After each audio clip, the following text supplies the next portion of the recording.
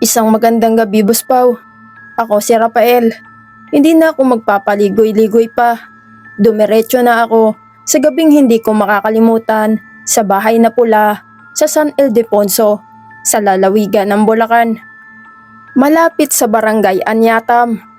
Ang bahay na iyon na ginamit noong World War II bilang piitan. Pagpasok pa lang namin sa loob, Buspaw, agad nag-iba ang pakiramdam.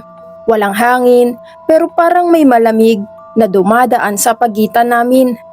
Sa sala ay may narinig kaming mahinang kaluskos sa itaas kahit alam naming wala namang ibang tao. Hindi pa man kami umaakyat, may tunog na ng marahang paghila ng kung ano sa kahoy na sahig. Pag-akyat namin sa ikalawang palapag, Buspaw, doon na nagsimula ang hindi maipaliwanag. Habang naglalakad ako sa makitid na pasilyo, malinaw kong narinig ang isang dagdag na yabag sa likuran ko. Huminto ako ay huminto rin ang yabag. Naglakad uli ako. May kasunod uli. Hindi iyon imahinasyon. Sa pinakadulong kwarto, may lumang aparador na may maliit na siwang. Nang silipin ko yun, Buspaw, may nakita akong biglang paggalaw sa loob. Isang maitim na anino ang umatras, parang umiwas sa liwanag ng flashlight. Kasabay noon, biglang nagsara ang pinto sa likuran namin ng malakas. Walang hangin, walang tao. Buspaw, nang biglang bumaba ang temperatura. Ramdam ko ang malamig na paghinga sa batok ko. Mabagal at malapit. Hindi ako makagalaw ng ilang segundo. Sa gilid ng paningin ko ay may nakita akong mga hugis na tila nakatayo sa sulok ng kwarto. Hindi malinaw pero sapat para maramdaman kong nakapaligid sila sa amin. Nang magmadali kaming bumaba, Buspaw, tila mas sumaba ang hagdan. Sa bawat takbang, may kasabay kaming yabag. Sa kalagitnaan ng pagbaba ay may marahang bulong na dumaan sa tenga ko. Hindi malinaw ang salita, pero puno ng sakit at galit.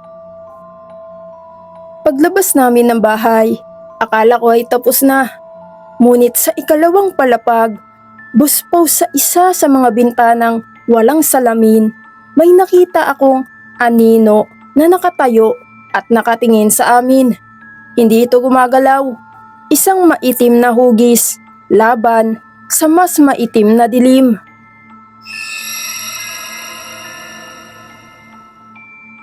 Isang magandang gabi, Buspaw.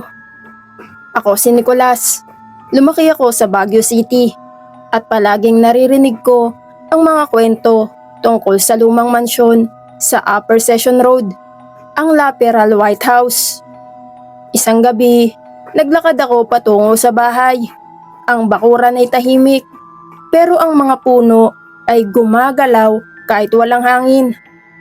Ang bawat hakbang ko sa lumang kahoy na sahig ay umuugong sa dilim, parang may bumubulong sa likuran ko.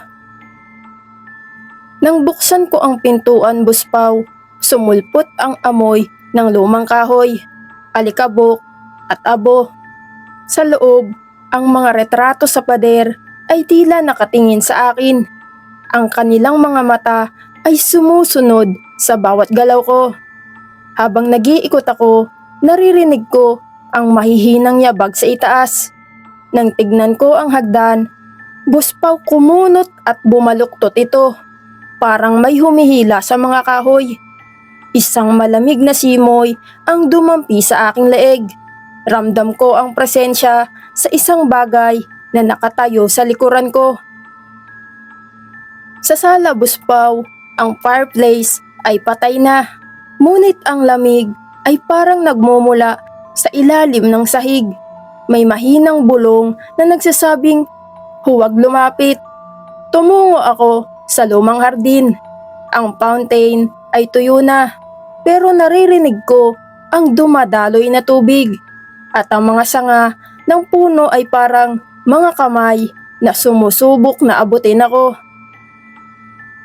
Pumunta ako, Buspaw, sa itaas na kwarto. Ang kama ay inabandona na, ngunit may malabong anino na nakaupo roon at nagbabantay. Nang lumapit ako, nagbago ang silid. Ang dingding ay may punit at lumang bintana na nagpapakita ng pamilya na nagdiriwang. At sa isang sulok, Buspaw, may bangkay na nakahandusay at nakatingin sa akin. Parang tumigil ang oras, Buspaw. Ang mga anino ay lumalapit at umaatras, naglalaro sa pagitan ng liwanag at dilim.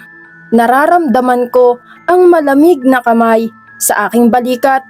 Nang lumingon ako ay wala naman. Ngunit ramdam ko pa rin at alam ko na hindi ako nag-iisa. Lumabas ako sa bahay ng mabilis, Buspaw. Ngunit kahit malayo na ako, ang imahe ng Laperal White House ay hindi na mawala sa isip ko. Ang mga bintana, ang hagdan, ang malamig na simoy. Tila may buhay ang bahay, ngunit hindi sa paraan ng tao. Ito ay buhay sa pamamagitan ng mga anino na nananatili sa loob nito, naghihintay sa mga susunod na magtatangkang pumasok.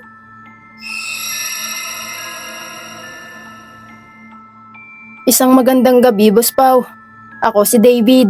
Lumaki ako sa Baguio City at pamilyar na sa mga kwento ng Diplomat Hotel sa Dominican Hill.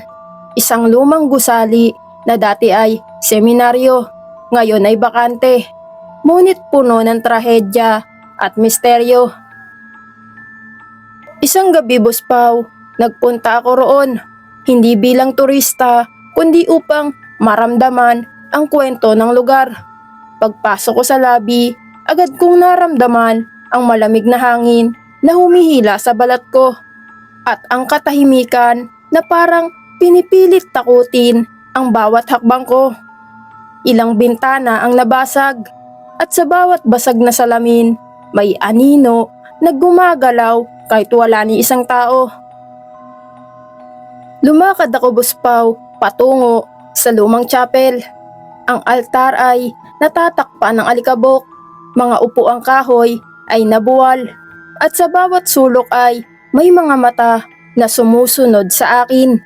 Narinig ko ang mahihinang bulong, hindi malinaw, ngunit puno ng pigati at galit. Sa loob ng chapel, bigla akong nakaramdam ng malamig na kamay sa aking balikat, pero paglingon ko ay wala ni isa. Hindi pa rito natatapos, Buspaw, dahil umakyat pa ako sa ikatlong palapag. Ang mga kwarto ay may lumang kama at sapin sa sahig na tila may kasaysayan ng dugo. May mga larawan ng estudyante at ng pari na tila tumitingin sa akin. Alam ang aking nararamdaman. Habang paakyat ako sa pinakamataas na palapag, naramdaman ko ang presensya ng maraming anino sa mahahabang hallways.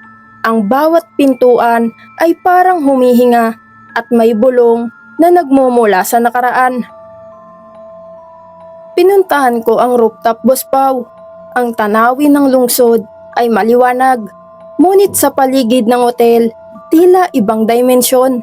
Buspaw, ng may lumang pintuan na biglang nagbukas sa aking harapan. Sa loob ng maliit na kwarto, puno ng kandila, krus at libro ng dasal. Bumagsak ang pinto sa likod ko at nawala ang lahat ng ilaw.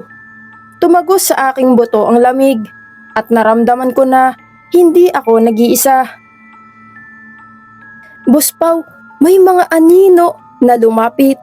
May malamig na bulong sa paligid at tila hinahawakan ako ng invisible na mga kamay.